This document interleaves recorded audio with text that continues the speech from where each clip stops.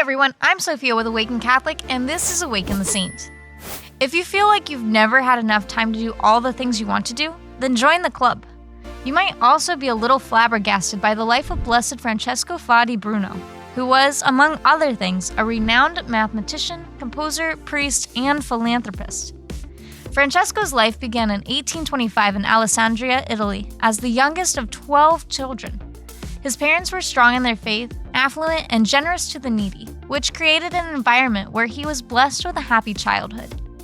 Most of Francesco's education happened at home until he lost his mother at 9 years old. Soon after this, he began his formal schooling, eventually entering the Royal Military Academy of Turin in 1840, and settled his sights on a career in the army. When the First Italian War of Independence broke out in 1848, Francesco joined the fight. He found some success and was promoted to captain in 1849, but after a terrible defeat at the hands of the Austrians, in which many of Francesco's comrades died and he barely escaped with his own life, he decided the military wasn't for him. From 1850 onward, Francesco settled in a life of learning, studying mathematics in Paris.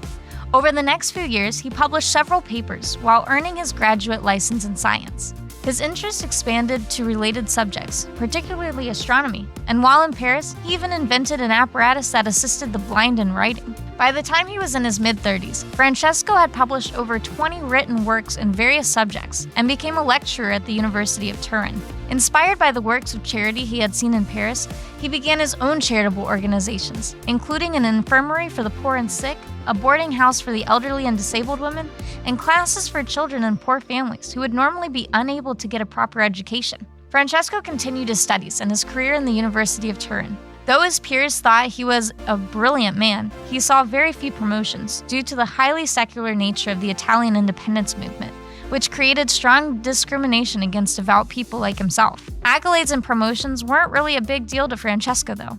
He was much more concerned with becoming a priest.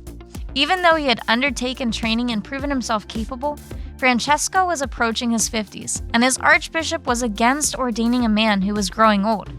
In the end, he had to contact Pope Pius IX directly to overrule the archbishop and finally join the priesthood. Francesco continued and expanded his charitable works until he died unexpectedly from an infection in 1888. He was beatified 100 years later by Pope John Paul II. Sometimes it feels like there's just not enough time in our day.